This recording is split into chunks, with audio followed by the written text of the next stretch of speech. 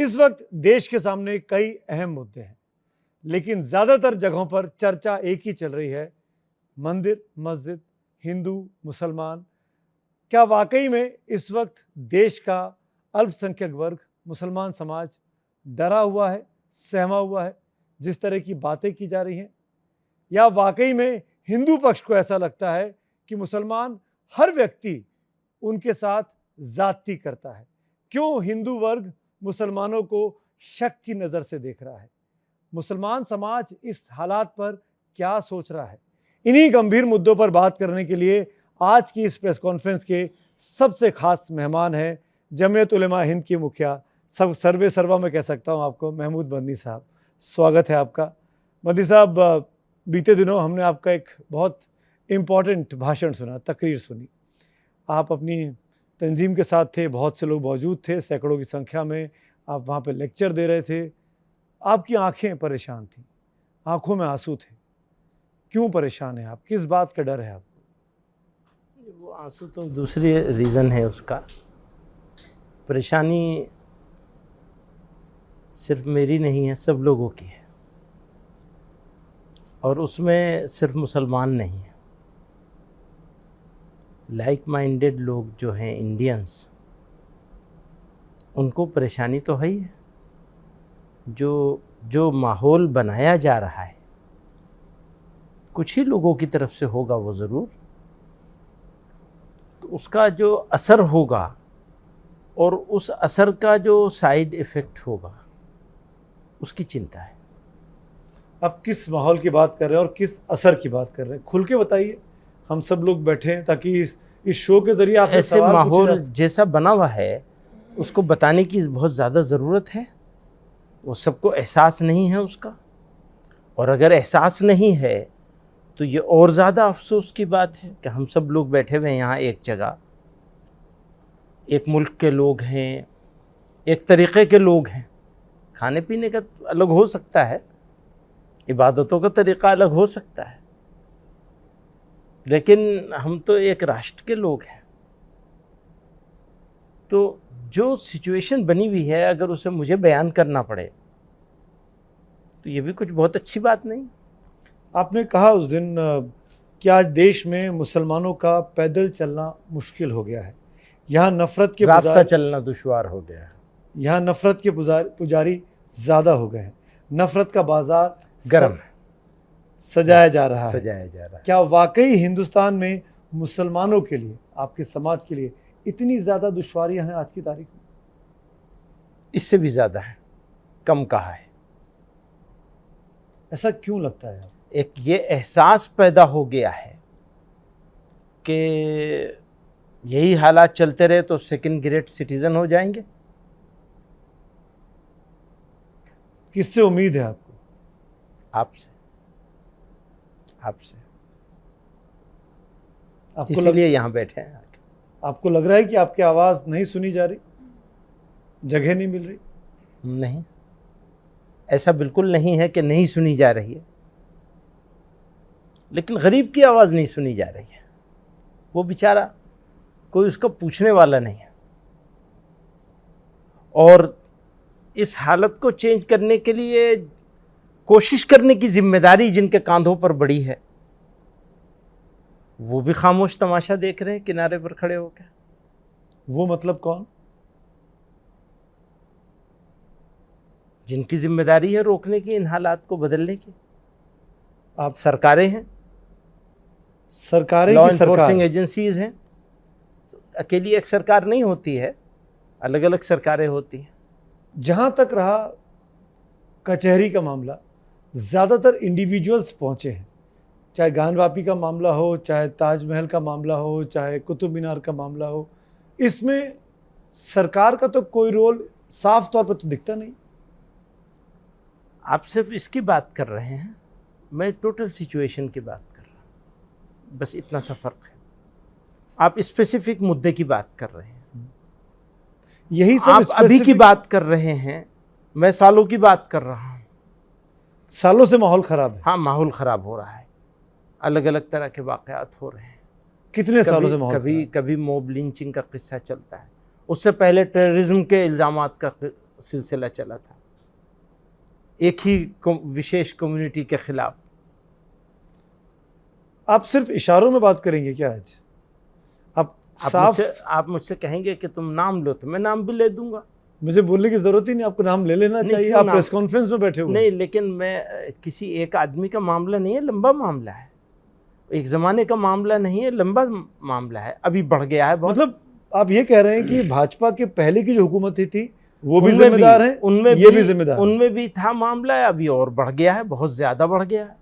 ज़्यादा जिम्मेदार कौन है, पहले वाले कि आज वाले? देखिए, जब आज की बात हम करेंगे और आज की सिचुएशन ज़्यादा बढ़ी हुई है तो ज़्यादा जिम्मेदारी तो इनकी ही है, इनसे उम्मीदें भी ज़्यादा हैं। आप प्रधानमंत्री मोदी की तरफ बोल रहे हैं? मैं सब लोगों की, सारी सरकारों के बारे में बात कर रहा हूँ। और ऑफ कोर्स प्राइम मिनिस्टर हमारे नरेंद्र मोदी साहब हैं, तो उनका वो तो नज़र में होंगे ही। आपको लग रहा है कि आपकी उम्मीदों पर खरे नहीं उतरे हैं या कोशिश करते हुए नहीं दिख रहे हैं? मैंने यही कहा है ना कि जो कोशिश होनी चाहिए वो नज़र नहीं आ रही है। पर जहाँ तक कर रहा हूँ, मैं जानता हूँ मदनी साहब, आपके संबंध बड़े अच्छे रहे हैं सरकार के साथ। वो एक कोशिश हमारी हमेशा रही है कि सबके साथ संबंध रहना चाहिए। हमारी सरकार है तो आप, हमारे प्राइम मिनिस्टर हैं, हमारे चीफ मिनिस्टर हैं, बिल्कुल हम सबके प्राइम मिनिस्टर हैं। हाँ, तो हमें उनसे संबंध रखना चाहिए, अपनी शिकायत भी पहुंचानी चाहिए, कुछ अच्छा करें तो अच्छे की तारीफ भी करनी चाहिए, कुछ गलत हो तो उसे क्रिटिसाइज भी करना चाहिए। ये नेचुरल चीज़ है, वो हमने रखा है हमेशा। तो आपको लगता है इसी के तहत अभी भी कह रहे हैं बात, इसी उम्मीद पे कह रहे हैं, यही कि उनको कुछ बोलना चाहिए, आपके प्लेटफॉर्म से भी इसीलिए कह रहे हैं, यही कि उनको कुछ बोलना चाहिए, इसको करना चाहिए। क्या कहना चाहते हैं? बोलिए ना, आप खुल के बोलिए। उनको करना चाहिए, क्या यही करना चाहिए। देखिए देखिए सुनिए, कानून जो है सबके लिए एक होना चाहिए, इम्प्लीमेंटेशन सबके लिए एक होना चाहिए, डबल स्टैंडर्ड नहीं होना चाहिए, जालिम में मजलूम में, कातिल में मकतूल में एक जैसा मामला होना चाहिए। आपने कहा कि डबल स्टैंडर्ड, आपको लगता है कि सरकार का दोहरा रवैया है, डबल स्टैंडर्ड? वही तो मैं कह रहा हूँ और यही तो मैं आपसे बस सरकार तो कहती है कि हम सबका साथ, सबका प्रयास, सबका विकास, सबके लिए काम कर रहे हैं। सड़क बनती है तो सारा आदमी चलता है। सरकार तो ये नहीं कहती है कि हम किसी के साथ भेदभाव कर रहे हैं। बताइए, जीत रहे हैं सड़क होना, एयरपोर्ट्स होना, बिजली का होना, डेवलपमेंट का होना एक मुल्क के तरक्की के लिए ज़रूरी है। उसके बगैर मुल्क का डेवलपमेंट, विकास नज़र नहीं आएगा और ज़मीन पर नहीं उतरेगा। लेकिन क्या आदमी का ठीक रहना उससे ज़्यादा ज़रूरी नहीं है? कौन ठीक से नहीं रह रहा है? देश किसको ठीक से रहने नहीं दिया जा रहा है? आप इस मंच पे हैं, करोड़ों लोग इस शो को देख रहे हैं, आपके सामने कैमरा है, समझ लीजिए प्रधानमंत्री मोदी इसको देख रहे हैं, क्या बोलेंगे उनसे आप? मैं ये बोलूँगा, इंसाफ कर लीजिए। सबको बराबर इंसाफी कर रहे हैं। कैसे आप कह रहे हैं कि ना इंसाफी? नहीं, वो नहीं कर रहे हैं, लेकिन इंसाफ को सुनिश्चित कर दीजिए, बस कुछ नहीं चाहिए। एक बात और समझ लीजिए, मैं किसी माइनॉरिटी की बात नहीं कर रहा हूं, हरगिज माइनॉरिटी की बात नहीं कर रहा हूं, हरगिज मुसलमान की बात नहीं कर रहा हूं, बात कर रहा हूं इंडिया की और इंसाफ की। कहां ना इंसाफी? मैं वही तो पूछ हर रहा हूं। जगह ना इंसाफी हो रही। कैसे? हर जगह हो रही। कौन सी जगह है जो बची हुई है? कितनी बताऊं मैं आपको? आप बताइए ना। आप कहेंगे कि ये तो बस वही रोते रहते हैं, इनको रोने के अलावा कुछ आता नहीं है। नहीं, आपको लगता है हर जगह हो रही है तो 3-4 बता दीजिए। गाली दी जा रही है, मुसलमान को गाली दी जा रही है तो कोई बात नहीं है, मुसलमानों के नबी को गाली दी जा रही है और गाली देने वालों के खिलाफ कार्रवाई नहीं हो रही है। बताइए आप मुझे, आप बताइए, आप तो जहां बैठे हुए हैं, तो ये न्यूज़ और ये सर्वे तो आपके पास होना चाहिए। आप मुझे बताइए कितने लोगों की बख्शिश हो रही है? आप नुपुर शर्मा की बात कर रहे हैं। मैं सिर्फ नुपुर शर्मा तो लेटेस्ट है। इससे पहले की बात बताऊं मैं, अगरतला में क्या हुआ था। अगर बांग्लादेश का प्राइम मिनिस्टर इंडिया के मुसलमानों को लेकर कोई कंसर्न शो करेगा, जो उसे नहीं करना चाहिए, उसे बोलना नहीं चाहिए इंडिया के मामले में, ये मैं कहता हूं। मैंने मुशर्रफ साहब को भी ये कहा था, आप कौन होते हैं बोलने वाले, हम यहाँ डील कर लेंगे। इसलिए डील कर लेंगे कि हम यहाँ अकेले नहीं हैं, आप हैं हमारे साथ, इसलिए डील कर लेंगे। उन्होंने बोला, उसकी सज़ा त्रिपुरा के मुसलमानों को दी गई और सज़ा किस तरह दी गई कि बाकायदा जुलूस निकाल कर नबी अलैहिस्सलातु वस्सलाम को गालियां दी गई। एक केस नहीं हुआ है किसी के खिलाफ। कितने दिन हो गए, बहुत पुरानी बात हो गई है, नई बात नहीं है। और ये तो उनके पार्टी की लीडर है। अगर नुपुर शर्मा पर नरेंद्र मोदी, जेपी नड्डा कार्रवाई कर देते, मैसेज जाता मुसलमानों में यकीनन कि ये अच्छे लोग हैं? यकीनन जाता, शुक्रिया अदा करते। काशी ज्ञानवापी का मामला बहुत गर्म है। जो तस्वीरें सामने आई हैं, जो वीडियो सामने आए हैं, जो रिपोर्ट सामने आई कोर्ट कमिश्नर की, देखिए आपने? नहीं, मैंने नहीं देखा। देखिए सामने चल रहा है। ये ज्ञानवापी का सर्वे का जो हुआ है अभी पिछले दिनों, उसका वीडियो है। तमाम ऐसे निशान दिखते हैं जहाँ पे ऐसा लगता है कि ये कभी कोई किसी और मज़हब का, किसी और धर्म का मंदिर रहा होगा, हिंदुओं का मंदिर रहा होगा। आपने जब इस वीडियो को देखा, या चलिए मैं मान लूँ कि आपने नहीं देखा अभी तो, अब जब आप देखते हैं तो आप क्या कहना चाहेंगे? मैं सिर्फ दो बात कहना चाहता हूँ। किसी भी सभ्य समाज में झगड़ों को, इख्तलाफ को, डिस्प्यूट को निपटाने के दो तरीक़े होते हैं। एक तरीक़ा है समझौते का, दूसरा तरीक़ा है कोर्ट का, तीसरा कोई तरीक़ा नहीं है। ये मंच नहीं हो सकता। समस्या के समाधान का मंच ये नहीं हो सकता। हो क्या रहा है, लोग मुर्गे लड़ा रहे हैं। तो हम लोगों ने ये फैसला किया है कि जहाँ जो तरीक़ा सही है सुलझाने का, उस तरीक़े को अपनाया जाए, दूसरे तरीक़ों को अवॉइड किया जाए, उससे बचा जाए। आपके हिसाब से, इंडिविजुअल की बात कर रहा हूँ मैं, सिर्फ महमूद मदनी से पूछ रहा हूँ, क्या आपको लगता है कि इन तस्वीरों के सामने आने के बाद, इस वीडियो के सर्वे रिपोर्ट के सामने आने के बाद मामला समझौते के स्तर पर आ सकता है, या कोर्ट का इंतजार करना आ सकता है या नहीं मैं नहीं जानता, लेकिन मैं ये जानता हूँ कि अगर समझौता हो तो सबसे अच्छी चीज़ है, नहीं तो फिर कोर्ट मौजूद है बस। क्योंकि जो तस्वीरें हैं, मेजॉरिटी लोग, ज़्यादातर हिंदू लोग कह रहे हैं कि वो शिवलिंगी है, वो फव्वारा नहीं है, उसके साथ छेड़खानी की गई है, और ऐतिहासिक सबूत भी हैं। हाँ, अगर हम जाएं, मैंने तो नंगी आंखों से देखा है, आपने भी देखा होगा कि जो मस्जिद बनी है, वो उसके नीचे का जो बेस है वो किसी टेम्पल का दिखता है, वो हिंदू के मीनारे, पिलर्स दिखाई देते हैं। वही मैं कह रहा हूँ ना कि उसका ये हम यहाँ क्या डिस्कशन करेंगे उसके बारे में। हमारे यहाँ ये फैसला है हम सब लोगों का कि उसके बारे में टीवी चैनलों पर, पब्लिक जगहों पर, सड़क पर, मीडिया पर इसका डिस्कशन नहीं होना चाहिए। आपकी बात 1 मिनट में मान भी लेता हूँ महमूद साहब। जिस जगह आप बैठे हैं ना, 2-3 हफ्ते पहले उमा भारती जी उसी कुर्सी पर बैठी थी। उन्होंने बहुत दिल से एक बात की कि भाई अयोध्या तो हो गया, मथुरा और काशी भी दे दो, बात खत्म हो जाएगी। क्या समाज आपका इस बारे में सोच सकता है, मथुरा काशी हिंदू समाज को दिए जा सकते? क्योंकि उनका दो अलग अलग बातें हैं। एक बात है देने की, मैं इसके बारे में क्या कहूँगा। एक बात है समझौते की, तो समझौते को कभी भी नकारा नहीं जा सकता। समझौता हो जाए, इससे अच्छी कोई बात नहीं। आप पहल करेंगे समझौते के लिए? नहीं, मेरी पोजीशन नहीं है, पोजीशन मेरी नहीं है कि मैं जमीयत उलेमा हिंद की क्या पोजीशन है और आप उसमें किस पोजीशन पे बैठे हैं, हम सब जानते हैं। नहीं, वो मेरी पोजीशन नहीं है। इसमें जो है कमेटी, जो लोग लड़ रहे हैं, उन्हीं लोगों को इसको देखना होगा। ये मामला लोकल है, लोकल ही रहना चाहिए, नेशनल नहीं बनाना चाहिए। नेशनल बन चुका है। हाँ, आप कह रहे हैं तो मैं मान लेता हूँ कि नेशनल बन गया होगा, लेकिन हमारे यहाँ यही फैसला है हम लोगों का कि इसको लोकल रहने देना है। हम लोग इसमें घुसेंगे नहीं, बिल्कुल नहीं घुसेंगे। पर all India Muslim personal law board Ayodhya के मामले में तो था सामने। हाँ, जमीयत भी थी उस मामले में, जमीयत भी थी, लेकिन इस मामले में हम कम से कम जमीयत का यही फैसला है अभी तक का। हम नहीं, हो सकता है कल चेंज हो जाए और कुछ अच्छा हो जाए मुल्क के लिए, सब लोगों के लिए, सारी कम्युनिटीज़ के लिए, तो वो कोई हमारा रोल होगा अच्छा करने में, तो हम तो उसको पीछे नहीं हटेंगे उससे। लेकिन ये कि हम इस मामले में अभी कुछ नहीं। जहाँ तक मेरी जानकारी है, हो सकता है मेरी जानकारी गलत हो, लेकिन हमने बचपन से ये सुना है कि किसी दूसरे धर्म की इबादत गाह को गिराकर वहाँ मस्जिद बना लेना और उसमें नमाज, मुसलमान की नमाज जायज़ नहीं है। तो ऐसी मस्जिदें जिन्हें देखने से ये साफ लगता है कि यहाँ कभी मंदिर रहा होगा, तो क्या उन मंदिरों को, उन मस्जिदों को हिंदू समाज को सम्मान के साथ वापस मुसलमानों को नहीं कर देना चाहिए? क्या ये इस्लाम के इससे क्या इस्लाम बदनाम होगा या इस्लाम की इज्जत बढ़ेगी दुनिया में? ये अच्छा समझौता, अच्छी तजवीज़ है इनकी, और यकीनन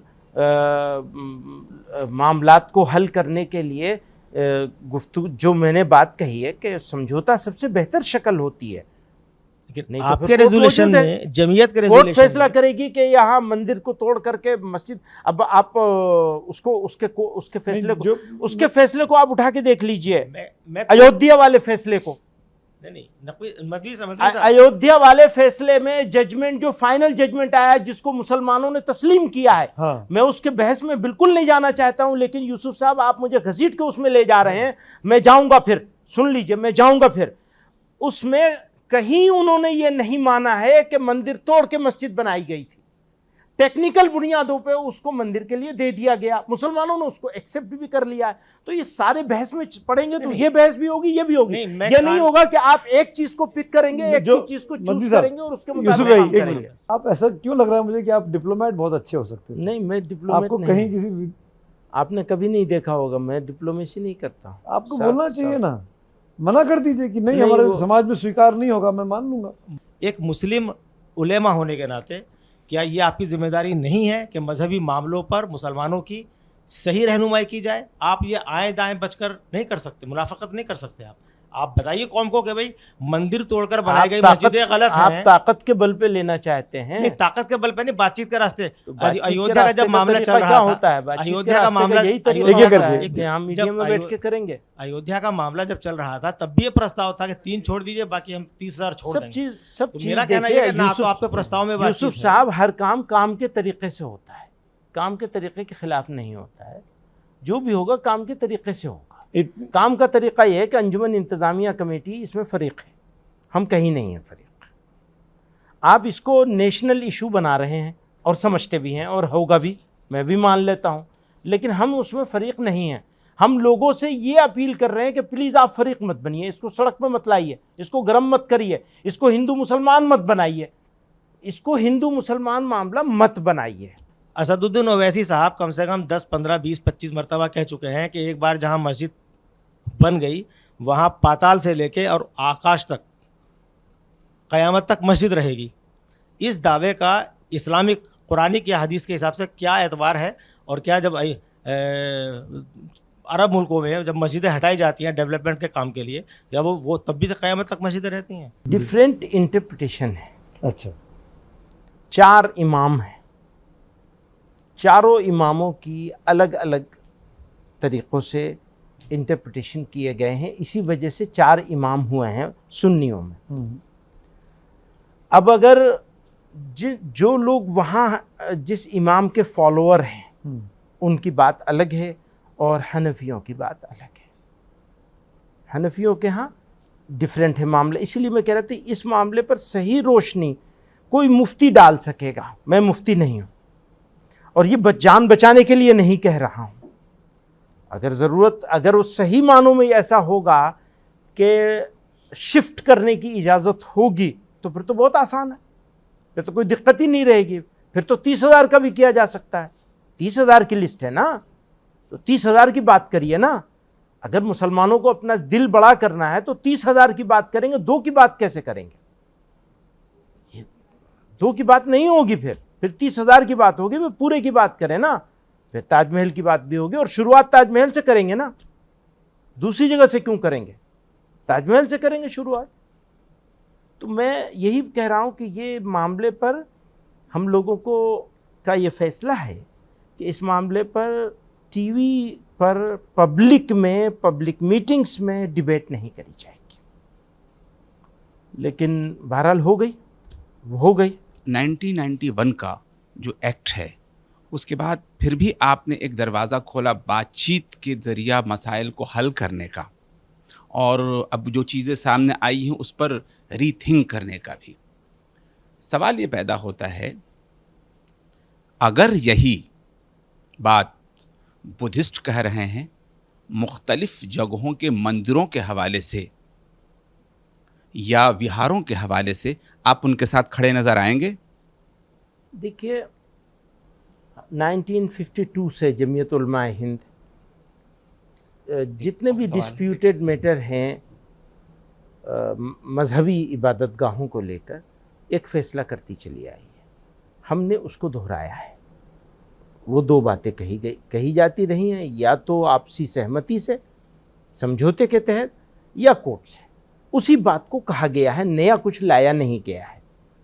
अब ये एक इशू है कि वो बुद्धिस्ट मंदिरों को तोड़कर मंदिर बनाए गए थे, उसका नया मसला खड़ा होगा, तो पता नहीं वो जो हो चुका है। लोग दावे कर रहे हैं 84,000 विहारों को तोड़ने की बात करें। भीमसेना ने अलग से कुछ मंदिरों की बाकायदा फहरिस्त तैयार करके दी है। तो मेरी नॉलेज में अभी नहीं है, और उसके ऊपर तो फैसला फिर वो क्या होगा वो डिस्कशन करके ही हो सकता है। हम अभी इस बारे में कुछ नहीं कह सकते। मेरा बुनियादी सवाल ये है कि क्या आप ये मानते हैं कि इस वक्त जो कुछ हो रहा है वो सियासी लड़ाई है? मुल्क में जो कुछ हो रहा है, क्योंकि हर चीज़ सियासत से तय हो रही है, क्या आपको लगता है कि लड़ाई जो है वो सियासी है? आपकी बात भी सही हो सकता है, बिल्कुल। नहीं, सियासी लड़ाई है या नहीं है इस वक्त जो कुछ हो रहा है? पता नहीं है, कुछ बात ऐसी है कि कुछ कहते हैं सियासी लड़ाई है, जैसा कि आप कह रहे हैं, सवाल कर रहे हैं, उस सवाल को सही भी माना जा सकता है, एग्री किया जा सकता है। नहीं, अगर साथ में ये भी है कि भाई जो है वो इन लोगों को उनकी सही जगह पे रखो, मुसलमानों को। अब मुसलमानों की सही जगह क्या होगी, ये फैसला करना मुश्किल है। मैं एक कुरान की आयत पढ़ता हूँ, या अय्युहल्लज़ीना आमनुत्तकुल्लाह वकूनू मास सादिकीन, ऐ ईमान वालो अल्लाह से डरो और सच्चों के साथ हो जाओ। ठीक है, ठीक है, बिल्कुल। अभी आपने जलसा किया, यहाँ अल्लाह कह रहा है कि अल्लाह से डरो, मतलब किसी से ना डरो, तो आप क्यों डर के रोए वहां पे? नंबर एक। नंबर दो, सच्चों के, एक मिनट, नंबर दो कि सच्चों के साथ हो जाओ। क्या ओवैसी के अलावा आपको कौन सच्चा लग रहा है इस वक्त जो बोल रहा है खुल के? क्या आपको अखिलेश लग रहे हैं, मायावती लग रही हैं, राहुल गांधी लग रहे, कौन लग रहा है जो सच बोल रहा है? ममता बनर्जी लग रही हैं। तो सच्चों के साथ, ये तो कुरान कह रहा है। इसका क्या जवाब दूं? नहीं, ये तो कोई बात है। आप किस पार्टी के साथ हैं, या किस पार्टी को अपना ज्यादा अच्छा रहनुमा मानते हैं? इत्तेफाक की बात यह है कि लोगों का, समझदार लोगों का सारी पार्टियों के साथ भरोसा उठ गया है। तो इसीलिए पॉलिटिकल लीडर्स ने जो है, पॉलिटिकल तो लीडर्स ने जो है वो लोगों का बेवकूफ बनाया है बस, और कुछ नहीं किया है। तो क्या ओवैसी भी यही कर रहे हैं? वो भी पॉलिटिकल लीडर है, इसलिए पूछा मैंने। एक बात यह है कि वो हो सकता है वो ये ना कर रहे हों, और हो सकता है कर भी रहे हों, लेकिन एक मुश्किल ये है कि वो जिस जिस जिस टोन में बात करते हैं वो टोन मुनासिब नहीं मालूम होती है। बस। मदनी साहब, मैं एक चीज पंकज पूछना है। चाह रहा था जी। कि आप अभी बात सियासी हो रही थी, आप आरएलडी से राज्यसभा के सांसद रहे। आज की तारीख में जब आपको लगता है कि मुसलमानों के साथ बहुत नाइंसाफी हो रही है, तो क्या एक बार आप फिर से पॉलिटिक्स टेस्ट करना चाहेंगे, और करना चाहेंगे तो फिर किसके साथ? नहीं, अभी ऐसा कुछ नहीं। तंजीम के साथ काम करना चाहता हूँ, अपनी उसी पर मेहनत करना चाहता हूँ। आप महबूब साहब, आप आरएलडी के अलावा सपा में भी रह चुके हैं, शुरुआत वहीं से करी थी, कांग्रेस में भी कुछ वक्त तक साथ दिया कुछ आपने। रहे बिल्कुल। तो अब कौन सी बाकी रह गई है? हाँ, वैसी साहब की पार्टी बाकी रह तो अभी जैसा लगता है कि जिस तरह का समर्थन मिल रहा है भाजपा को, कि आने वाले समय में संभव है कि वो लंबे समय तक रहे, और अगर मुसलमानों का उस शासन में भागीदारी नहीं रहेगी तो इसका आप समाधान और रास्ता क्या देखते हैं? देखिए, मैं बहुत कई मरतबा इस बात को कह चुका हूँ इसी तरह के प्लेटफॉर्म्स पे, अलग अलग मौक़ों पर, कि जैसे भारत है वैसे ही सब पार्टियां होनी चाहिए, और जैसे सब पार्टियों में सब लोग होते हैं, ऐसी मुसलमान को भी सारी पार्टियों में होना चाहिए, जो अच्छा लगे। अगर मुसलमान ये फैसला करे कि फलां पार्टी को हर हाल में हराना है, हर हाल में जिताना है, ये तो ठीक है। आप अपने पार्टी को, किसी पार्टी के साथ सहमत हों, किसी के साथ जुड़ जाएं और उसको जिताने की कोशिश करें, ये नेचुरल बात है। लेकिन यह अननेचुरल बात है कि आप किसी को हराने के लिए किसी के साथ भी इकट्ठे हो जाएं, ये ठीक नहीं। ये इंडिया की पॉलिटिकल सेहत के लिए ठीक नहीं। तो आप ये बोल रहे हैं कि मुसलमानों को बीजेपी को भी वोट देना चाहिए? ये बात नहीं बोल रहा हूं, ये बात बोल रहा हूं कि किसी पार्टी को हराने के लिए किसी के साथ भी हम इकट्ठे हो जाएंगे, इस मानसिकता को चेंज करना चाहिए। यूपी में देखा अभी कि भाई किसी कीमत पे भाजपा को वोट नहीं देना है और सब पता इकट्ठे नहीं, हो गए। भाजपा तो ये कहती है कि औरतों ने इतने सारे वोट दिए, तो हम कैसे कि इसको डिनाई करेंगे? क्या कॉमन सिविल कोड से मुस्लिम समाज को एतराज़ है, और अगर है तो ऐसा क्यों है, वजह क्या है? देखिए, हमारा ऐसा मानना है कि कुरान, शरिया, उसमें चीज़ों के बारे में कॉन्सेप्ट बिल्कुल क्लियर है। अब मॉडर्न इंडिया के जो आर्किटेक्ट्स थे उन्होंने वादा किया था, हाँ इसके साथ छेड़छाड़ नहीं होगी। अब बात चल रही है कि साहब कॉमन सिविल कोड लाया जाएगा, तो हमारी जिम्मेदारी है कि हम उसको कहें कि ये नहीं आना चाहिए, मुनासिब नहीं है, बस इतनी सी बात है। बदलाव से क्यों मतलब पीछे हटना? अगर कोई चीज़ बदल रही है, अगर उसमें कोई अच्छाई है, एक कानून हो, उसमें क्या दिक्कत है? आप अच्छा ही समझती हैं, हमें वो ठीक नहीं लगता। आपको क्यों यूनिफॉर्म सिविल कोड से दिक्कत है? आप क्यों नहीं चाहते कि देश में समान नागरिक संहिता हो? सब आप जो आप खाते वो मैं खाता हूँ, आप जहाँ जाते मैं वहाँ जाता हूँ, फिर क्यों आपको अलग कानून चाहिए? देखिए, हम लोग मजहबी लोग हैं,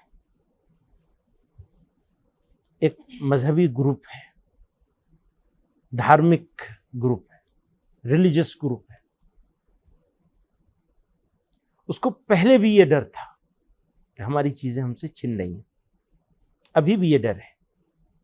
इसका ताल्लुक डर से ज्यादा है, एक बात। दूसरी बात ये कि शरीयत जो है, हम ऐसा समझते हैं कि ये कंप्लीट है, इसमें मुदाखलत की जरूरत नहीं है, रिफॉर्म की जरूरत है।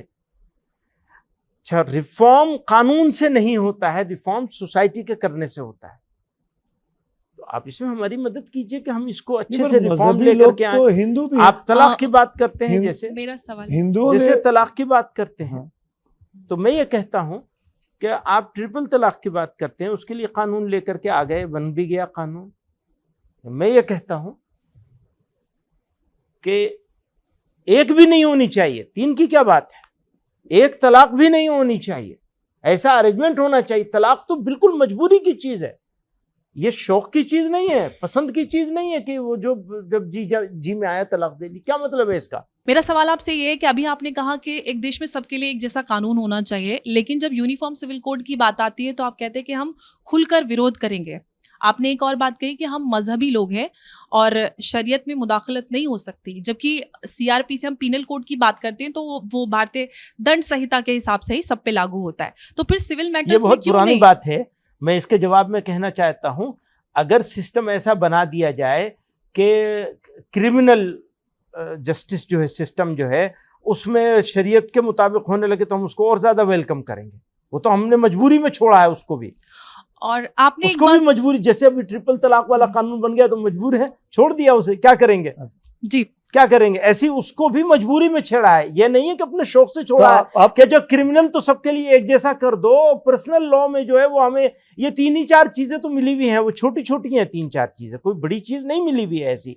वो ले भी लेंगे तो कुछ बिगड़ने वाला नहीं है, माफी के साथ। आप चाह रहे हैं लेकिन- शरीयत से देश चले? हैं? आप नहीं, चाह रहे हैं शरीयत ऐसे से तो देश फिर चले? सब- तो सबके कानून से लिए चलेगा। धर्म के आधार पर कानून हो जाएंगे तो फिर शरीयत तो कानून से ही चलेगा ना। आप यहाँ इस मंच पर बैठे हुए टीवी की प्रेस कॉन्फ्रेंस में कह रहे हैं कि हम चाहते हैं कि क्रिमिनल लॉ में शरीयत लागू कर दें। कितने खतरनाक मंसूबे हैं आपके। आप इसे अफगानिस्तान और पाकिस्तान बनाना चाहते हैं।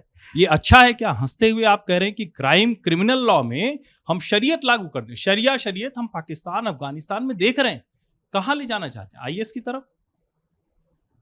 इनका सवाल था, उस सवाल के जवाब में मैंने कहा था, सवाल ये आता है बार बार कि आप अपनी सुविधा के मुताबिक काम करते हैं। आपको लगता है कि क्रिमिनल लॉ में तो चोरी करेंगे तो हाथ कटेगा, चोरी करेंगे तो हाथ कटेगा, तो इसलिए वहां तो आपने कह दिया हम यूनिफॉर्म हो जाए। और जब पर्सनल लॉ की बात आई तो वहाँ क्योंकि औरतों के साथ बच्चों के साथ ज्यादती करनी है आपको, सिर्फ औरत के साथ नहीं होती, उसमें बच्चे के साथ भी हो जाती है, तो ज्यादती करनी है आपको, तो आपने वहाँ कहा पर्सनल लॉ चलेगा। उस सवाल के जवाब में मैंने ये बात कही, मेरी ये डिमांड नहीं कर रहा हूँ मैं कि जो वापस शरिया लाई जाए। अब जब अयोध्या में भव्य राम मंदिर का निर्माण हो रहा है, उसकी गर्भगृह की आधारशिला रखी गई है, तो मौलाना महमूद मदनी के मन में क्या है? अयोध्या में बन रहे भव्य राम मंदिर के लिए सम्मान ज्यादा है या फिर बाबरी की टीस ज्यादा है? बहुत टेढ़ा सवाल किया आप। अब तक जितने सवाल हैं सबसे मुश्किल सवाल आपका है। आपकी बातों से ही सवाल निकला है। ऑफ कोर्स बातों से ही निकलता है। जवाब तो देना देखिए, पड़ेगा। एक्सेप्ट करना, जैसे ट्रिपल तलाक कानून बन गया तो एक्सेप्ट ही कर लिया ना सबने। एक्सेप्ट करना अलग बात है, टीस होना अलग बात है। तो वो ठीक है, वो कानून है। पहले से कह रहे थे सब लोग तो भाई जो कोर्ट का फैसला आएगा उसे मान लेंगे। दुनिया भर में सबसे अच्छा मुसलमान कहीं है तो हिंदुस्तान में, लेकिन यह भी सच है क्योंकि हिंदू यहाँ है इसलिए। हाँ, ये बात भी है। और अगर ये बिल्कुल, आप कहते बिल्कुल हैं, मैं ये एग्री करता हूँ। ये स्वीकार करते हैं, हाँ बिल्कुल तो एग्री करता इतना सा स्वीकार करने में क्या दिक्कत हाँ, है कि बिल्कुल agree राम करता कृष्ण की नगरी, शिव की नगरी में भी आपको विवाद खड़ा करना है? क्यों ऐसा? हूँ। मैंने विवाद नहीं खड़ा किया है। मैं कौन होता हूँ विवाद खड़ा करने वाला? विवाद हो रहा है जरूर, और हम उसको हमेशा से कहते चले आए हैं कि विवादों का समाधान अगर बातचीत से हो, समझौते की शक्ल में, तो उससे अच्छी कोई बात नहीं होगी। पर कैसे हो भाई? राम की नगरी अयोध्या, कृष्ण की नगरी मथुरा, शिव की नगरी काशी, ये तो कहीं और हो नहीं सकती ना दुनिया भर में, ये तो यही होगी ना। सही बात। तो ये पहल क्यों नहीं करते हैं आप? ये होना चाहिए, ये देना चाहिए। जी, लेने की बात करेंगे आप बस। ये जानना है मुझे, क्या बहुत सारे लोगों को जानना है कि पार्क और सड़क पे जो नमाज होती है वो पूजा है या प्रदर्शन? मैं पूरी तरह इस बात से सहमत हूं कि अगर पड़ोसियों की रजामंदी नहीं है तो ना पार्क में और ना सड़क पे कहीं नमाज नहीं होनी चाहिए, अगर रजामंदी नहीं। पर मेरा ऑब्जेक्शन रजामंदी नहीं होने पर है। तो हम आपके भाई हैं भाई, अगर हम 7 मिनट के लिए, 11 मिनट के लिए नमाज आपके साथ आकर के, आपके पास आकर, आपके घर के सामने आकर, आपके घर के पड़ोस में आकर, आपके पार्क में आकर नमाज पढ़ेंगे तो आपके लिए अच्छा ही होगा, बुरा नहीं हो सकता है। बुरा होने वाली जो सिचुएशन है, हमें इस सिचुएशन से तकलीफ है।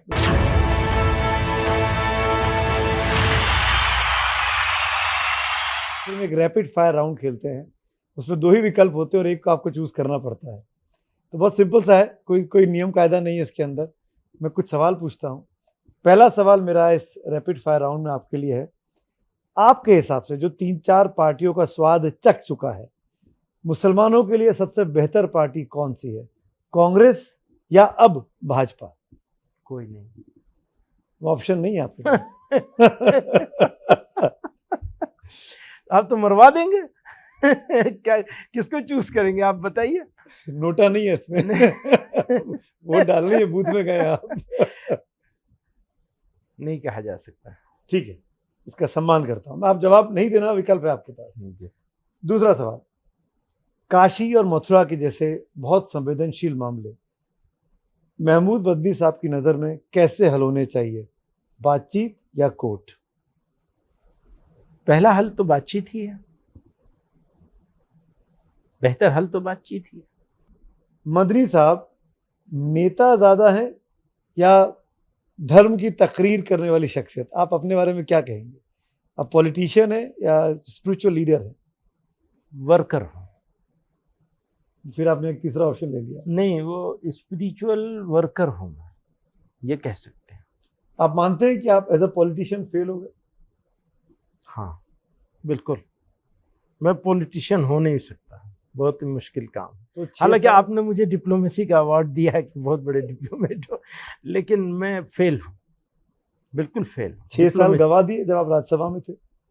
हाँ, वो दूसरे काम में ही लगे, वो काम नहीं कर पाए जिस काम के लिए बिठाया गया था वहाँ। एक सवाल ऐसा जिस पे हमने पूरे घंटे तक चर्चा की, आपके हिसाब से इस वक्त, मतलब प्रधानमंत्री मोदी के शासनकाल में, उनके वक्त में, उनके राज में, मुसलमान पहले से खुश है या ना खुश है? ना खुश। उसका जिम्मेदार आप उन्हीं को मानते हैं? Of course. लाउड स्पीकर के बारे में आपके पास क्या सलाह है? मस्जिद के अंदर ही आवाज आनी चाहिए या मोहल्ले भर में आवाज जानी चाहिए? लोगों की चॉइस पर है, लेकिन अगर पड़ोसियों को एतराज़ है तो फिर अंदर ही रहनी चाहिए, या ऐसी उस हद तक रहनी चाहिए जिस हद तक एतराज़ ना हो। कभी कोई ऐसे पड़ोसी भी होते हैं जो सुनना चाहते हैं, उनको सुनना चाहिए। कोई पड़ोसी ऐसे भी होते हैं जो नहीं सुनना चाहते। जो नहीं सुनना चाहते हैं उनका सम्मान करना चाहिए, और इसको मज़हब को तकलीफ पहुंचाने के लिए नहीं इस्तेमाल किया जा सकता। कोई भी मजहबी काम हो ही नहीं सकता जिसमें तकलीफ हो किसी। तो देश कैसे चले, संविधान से या शरीयत से? देश तो संविधान से चलेगा, मैं शरीयत से चलूँगा। आप तो इसी देश का हिस्सा हैं। हाँ बिल्कुल हिस्सा है। तो आप शरीयत मानेंगे, संविधान मानेंगे? कोई कंट्राडिक्शन नहीं। मेरी शरीयत ने मुझे संविधान को मानने के लिए मजबूर किया है, मेरी शरीयत ने, किसी के डंडे ने नहीं। तो मैं उसको मानूंगा इस वजह से कि मैं शरीयत को मानता हूँ। अगर मैं शरीयत को नहीं मानता होता तो मैं इस संविधान को भी नहीं मानता, तो क्या बागी हो जाता। मैं आपसे पूछता हूँ, आप अपने आप को किस तरफ तो रखते हैं? आप लिबरल हैं? असल में हर आदमी तो अपने आप को अच्छा ही समझता है ना, तो मैं भी अपने आप को अच्छा समझूंगा। आखिरी सवाल, असदुद्दीन ओवैसी साहब मुसलमानों के हितैषी हैं या दुश्मन हैं? मैं तो हितैषी ही समझूंगा, दुश्मन कैसे समझूंगा? ये तो नहीं हो सकता। डिफरेंसेस हैं। जैसे आप मुझसे ये सवाल करें, नरेंद्र मोदी साहब मुसलमानों के हितैषी हैं या दुश्मन हैं, मैं उनको दुश्मन नहीं मानूंगा, कभी नहीं मानूंगा, बिल्कुल नहीं मानूंगा। ऐसे ही है। तो बस आखिरी में, असदुद्दीन ओवैसी साहब सामने पड़ जाएं तो गले मिलेंगे कि नहीं? बिल्कुल मिलेंगे। बिल्कुल मिलेंगे। बिल्कुल मिलेंगे। बिल्कुल मिलेंगे। मुमताज साहब इनसे भी मिलेंगे। उत्तर प्रदेश के हापुड़ से एक बड़ी खबर आपको बता दें, जहां पर एक बेहद दर्दनाक हादसा हुआ है। केमिकल फैक्ट्री में बॉयलर फटने से हुए हादसे में मरने वालों की संख्या बढ़कर 12 हो गई है। हापुड़ जिले के धौलाना के पास यह हादसा हुआ। प्रधानमंत्री नरेंद्र मोदी और मुख्यमंत्री योगी ने इस हादसे पर दुख जताया है। तो मरने वालों की संख्या बढ़कर 12 हो गई है। बॉयलर फटने की वजह से यहां यह हादसा हुआ, जिसके चपेट में आए 12 लोगों की जान चली गई।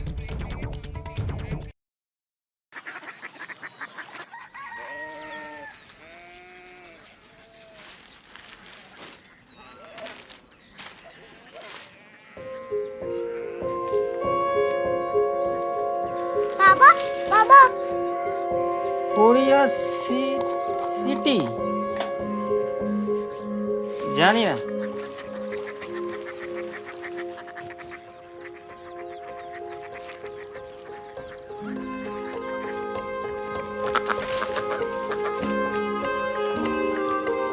Korea city?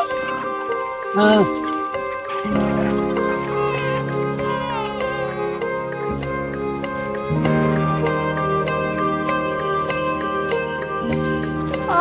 कोरिया सिटी कहाँ पे है? शहर अंग्रेजी लगे हैं।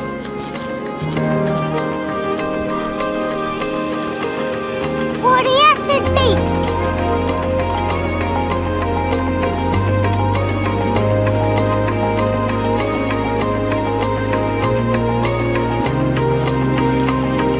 वो बहुत दूर है।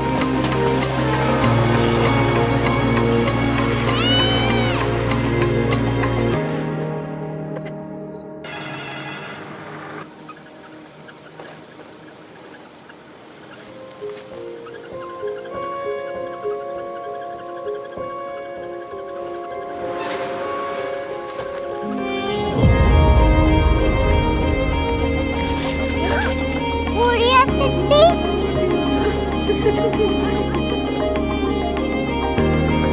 दुनिया कुछ लोग बड़े होते हैं। कोरिया सिटी कहाँ है? प्रोफेसर साहब को पता होगा।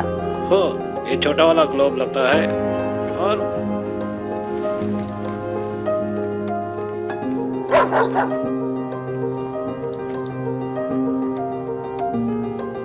पता नहीं, मेरी बेटी से जाके मिल लो, शायद उसे मालूम हो।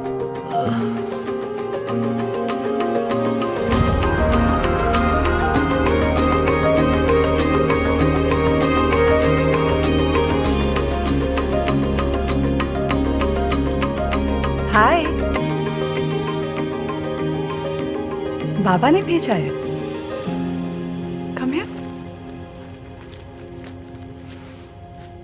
Korea city. कोरिया सिटी नहीं, क्यूरियोसिटी। वो क्या? That's what brought you here? जो तुम्हें यहाँ तक ले आया। क्यूरियोसिटी।